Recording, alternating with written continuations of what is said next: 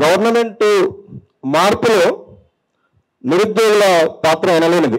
దీన్ని ఎవరు కాదనలేరు. మీరు చెప్పారు, గౌరవ సీఎం గారు చెప్పారు, ఎవరు మాట్లాడినా నిరుద్యోగులు లేకపోతే ఈరోజు కాంగ్రెస్ గవర్నమెంట్ లేదని చెప్పారు. కానీ ఎవరైతే కాంగ్రెస్ గవర్నమెంట్ కోసం కొట్లాడామో వాళ్ళని ఇక్కడ లైబ్రరీలో మిగిలిపోయామన్నా, ఒక చిరువిన నోటు లెక్క మిగిలిపోయాం. ఎవరైతే చైర్లో నుంచి లేవకుండా కూర్చొని చదువుకున్నారో వాళ్ళందరూ ఈరోజు స్కూళ్ళల్లో, కాలేజీలలో, గవర్నమెంట్ ఆఫీసులలో అపాయింట్మెంట్ తీసుకున్నారు. ఎవరిదో కాదు, నాదే చెప్తాను ఎగ్జాంపుల్. బ్యాగ్రౌండ్, నేను గురుకుల జేఎల్ 1:2లో ఉన్నా, గురుకుల పీజీటీ ఉన్నా, డిఎస్సిలో 1:3లో ఉన్నా. కానీ గవర్నమెంట్ చేసిన మిస్టేక్ వల్ల ఇక్కడ ప్రస్తావించక తప్పట్లేదు, తప్పే. గవర్నమెంట్ చేసిన మిస్టేక్ వల్ల పీజీటీ నుంచి డిఎల్కి వెళ్ళడం వల్ల నేను ఇక్కడ లైబ్రరీలో ఉన్నా. లేకపోతే ఈరోజు నేను గురుకులలో ఉండేటోని. డిఎస్సి 1:3 వచ్చింది. కానీ ఒక హైదరాబాద్ జిల్లాలో, ఇది నేను చెప్తున్న మాట కాదు, గౌరవ హైదరాబాద్ కలెక్టర్ అనుదీప్ దుర్శెట్టి గారు చెప్పారు, ఒక జిల్లాలో 33 మంది ఫేక్ సర్టిఫికెట్లతో లోకల్లో పెట్టి జాబ్ పొందారు. మరి ఒక జిల్లాకు 33 అంటే 33 జిల్లాల్లో ఎంతమంది ఉంటారో ఒకసారి ఆలోచించాలి. నిరుద్యోగులు ఎవరు కూడా దాని గురించి మాట్లాడతలేరు. ఇక బీఈడీ వాళ్ళ కష్టాలు సోదరుడు లక్ష్మీకాంత్ చెప్పాడు, వాటికి కొన్ని యాడ్ చేస్తాను. 99లో వచ్చిన జియో మా మీద ఒక బండరాయి వేసిందన్న.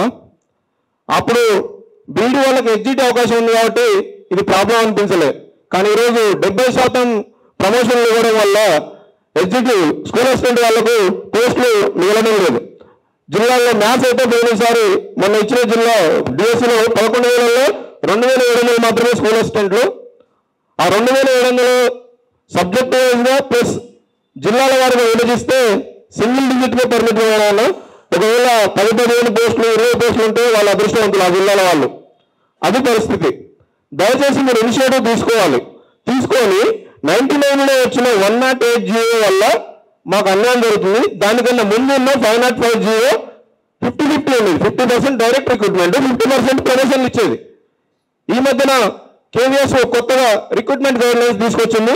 మార్చి 2025లో 66% డైరెక్ట్ రిక్రూట్మెంట్, 33% ప్రమోషన్ల ద్వారా ఇచ్చుకోవాలని చెప్పి కేవీఎస్ కొత్తగా రిక్రూట్మెంట్ రూల్స్ తీసుకొచ్చింది. దీన్ని మీరు ప్రభుత్వం దృష్టికి తీసుకెళ్ళి, ఎందుకంటే మన హైకోర్టు ఏం చెప్పింది, మీకు కోర్టుకు వెళ్తే ఏం చెప్పిందంటే ఇది మా పరిధిలోకి రాదమ్మా, ఇది ప్రభుత్వ పాలసీ, ప్రభుత్వమే తీసుకురావాలని చెప్పింది. సో మా నిరుద్యోగులందరి తరఫున, బీఈడీ వాళ్ళందరి తరఫున నేను చేసే విజ్ఞప్తి ఏంటంటే దయచేసి సాధ్యమైనంత వరకు 70% అట్లీస్ట్ 60% వరకన్నా మాకు డైరెక్ట్ రిక్రూట్మెంట్ ఇవ్వాలి. ఇంకోటన్నా, మోడల్ స్కూల్లో వచ్చిన కాంచి ఇంతవరకు మళ్ళీ రిక్రూట్మెంట్ జరగలేదు. మోడల్ స్కూల్లో ఉన్న వేకెన్సీస్, గురుకుల మిగిలిన బ్యాక్లాగ్స్, డిఎస్సి అన్ని కలిపి ఒకేసారి నోటిఫికేషన్ ఇస్తూ స్కూల్ అసిస్టెంట్ వాళ్ళకి అంటే బీఈడీ వాళ్లకు 12,000 పోస్టులు తగ్గకుండా నోటిఫికేషన్ ఇప్పించేటట్టు మీరు కృషి చేయాలి. ఇంకోటి, ఇప్పుడు గత వారం నుంచి సీటెట్లో మార్పులు జరుగుతున్నాయన్న. సెంట్రల్ టెట్లో 4 పేపర్లు పెట్టడానికి సిబిఎస్ఈ ప్రయత్నాలు చేస్తుంది. దాన్ని దృష్టిలో ఉంచుకొని ఇంతకుముందు సోదరుడు చెప్పినట్టు బయోసైన్స్ వాళ్లకు టెట్లో తీరని అన్యాయం జరుగుతుంది. లాంగ్వేజ్ పండిట్లో కూడా ఒక తెలుగు పండిట్ సోషల్ పేపర్ రాయాల్సి వస్తుంది, ఇంగ్లీష్ వాళ్ళు సోషల్ రాయాలి. సో ఎవరికి ఏపీలో పెట్టినట్టు ఏ పేపర్ వాళ్ళకు లాంగ్వేజ్ పేపర్లు ప్లస్ ఎవరి సబ్జెక్టు వాళ్ళకు పెడుతూ గవర్నమెంట్ విధానపరమైన మార్పులు తీసుకురావాలని కోరుతూ ఈ అవకాశం ఇచ్చినందుకు ధన్యవాదాలు. ఇందులో దాదాపు 2018 నుంచి ట్రాన్స్కో, జెన్కో, ఎన్పిడిసిఎల్, ఎస్పిడిసిఎల్ ఇందులో నోటిఫికేషన్స్ రాలేదు సార్. సో మేము కాంగ్రెస్ గవర్నమెంట్ అధికారంలోకి రాకముందు ఇచ్చిన మేనిఫెస్టో ప్రకారం అందులో 18 నోటిఫికేషన్స్ ఉన్నాయి సార్. ఆ 18 నోటిఫికేషన్స్ కోసము వస్తాయని చెప్పేసి, అంటే అంతకుముందు ఇచ్చిన గవర్నమెంట్ ఇచ్చిన నోటిఫికేషన్స్ వాళ్ళందరికీ ఆల్రెడీ మీ గవర్నమెంట్ రాకముందే వాళ్ళకు జాబ్ వచ్చిందని తెలుసు. కానీ మేము మాత్రము మాకు జాబ్ రాలేదు కాబట్టి ఈ 18 నోటిఫికేషన్స్ చూసి మేము ఇంటింట ప్రచారం చేసి మేము గవర్నమెంట్కి తెచ్చుకున్నాం సార్. సో మా నోటిఫికేషన్స్ అనేది మే 2024లో వస్తాయని ఉంది విద్యుత్ శాఖ నుంచి, కానీ రాలేదు. ఆ తర్వాత మళ్ళీ 8 నెలలు అసెంబ్లీలో జాబ్ క్యాలెండర్ పెట్టారు. ఆ జాబ్ క్యాలెండర్లో రెండో నోటిఫికేషనే విద్యుత్ శాఖలో ఉన్న assistant engineer, JLM and sub engineer and వివిధ పోస్టులు 5368 వేకెన్సీస్ ఉన్నాయి సార్. అది వచ్చేసరికి కరెక్ట్ SC బైఫర్కేషన్ అని ఆపేశారు. సో ఇప్పుడు మేము కోరుకునేది ఏంటంటే SC బైఫర్కేషన్ అయిపోయింది, కానీ ఇంతవరకు జాబ్ క్యాలెండర్ నుంచి ఒక్క నోటిఫికేషన్ కూడా రాలేదు. మీరు 1,60,000 ఇంకా 60,000 ఉద్యోగాలు అయిపోయిన 1,40,000 ఉద్యోగాలు ఉన్నాయి సార్, మీకు పంపించాను. అందులో మా రిప్రజెంటేషన్ అనేది ఉంది. సో ఇప్పుడు మేము మిమ్మల్ని కోరుకునేది ఏంటంటే జాబ్ క్యాలెండర్ అనేది కాకుండా ఎన్ని ఉద్యోగాలు డేట్ ప్రకారము ఖచ్చితంగా లోకల్ బాడీ ఎలక్షన్స్ ముందు ఇవ్వాలని కోరుకుంటున్నాం సార్. ఎందుకంటే మేము చాలా త్వరలో, అతి త్వరలో, మరికొద్ది రోజుల్లో ఇలాంటి పేపర్ స్టేట్మెంట్స్ వస్తుంటే మాకు భయం వేస్తుంది సార్. చాలా ఫైనాన్షియల్ స్ట్రెస్లో ఉన్నాము. మా ఇంజనీరింగ్ నోటిఫికేషన్స్ జనరల్గా ఎవరు దాని గురించి మాట్లాడరు. సో ఎందుకంటే ఇప్పుడు మీరు నోటిఫికేషన్స్ ఇచ్చినా కానీ మాకు ఇంకొక సంవత్సరం పడుతుంది, మీకు ఆర్థిక భారం కూడా పడదు. సో ఈ కార్పొరేషన్ జాబులు DSC కానీ లేదా పోలీస్ కానిస్టేబుల్ కానీ ఫారెస్ట్ బేస్డ్ ఆఫీసర్ కానీ జాబ్ క్యాలెండర్లో మెన్షన్ చేసిన 17 నోటిఫికేషన్స్లో Group 1, Group 2, Group 3 కేసెస్కు సంబంధం లేని సార్ ఇవి ఇవ్వచ్చు. Group 1, Group 2, Group 3 కూడా అవి అయిపోయిన తర్వాత వాటిని కూడా మళ్ళీ ఇవ్వచ్చు. ఇప్పుడు Group 1, Group 2, Group 3 అని చెప్పి ఎవరైనా కానీ మీ అధికార ప్రతినిధులు మాట్లాడుతుంటే ఆల్రెడీ కేసెస్ ఉన్న నోటిఫికేషన్స్ ఉన్నాయి కదా, అవి అయిపోకుండా మేము ఎందుకు ఇస్తాము కొత్త నోటిఫికేషన్స్ అని అంటున్నారు. కేసెస్కు సంబంధం లేని కార్పొరేషన్ జాబ్స్ అని ఇవ్వచ్చు కదా సార్. అది పోలీస్ కానిస్టేబుల్స్ ఉన్నాయి. పోలీస్ కానిస్టేబుల్ కనుక మీరు అది నోటిఫికేషన్ ఇస్తే 2 సంవత్సరాల వరకు మీకు ఆర్థిక భారం పడదు. కార్పొరేషన్ నోటిఫికేషన్స్ ఇస్తే డైరెక్ట్ గవర్నమెంట్ మీద మీకు ఆర్థిక భారం పడదు. ఎందుకంటే ఆ కార్పొరేషన్కి ఆల్రెడీ మీరు బడ్జెట్ అలాకేట్ చేస్తారు కాబట్టి మీకు దాని మీద ఆర్థిక భారం ప్రభుత్వం మీద డైరెక్ట్గా పడదు. సో దయచేసి ఇప్పటికైనా మేము మీకు ఇంకా సపోర్ట్గానే ఉంటాం సార్.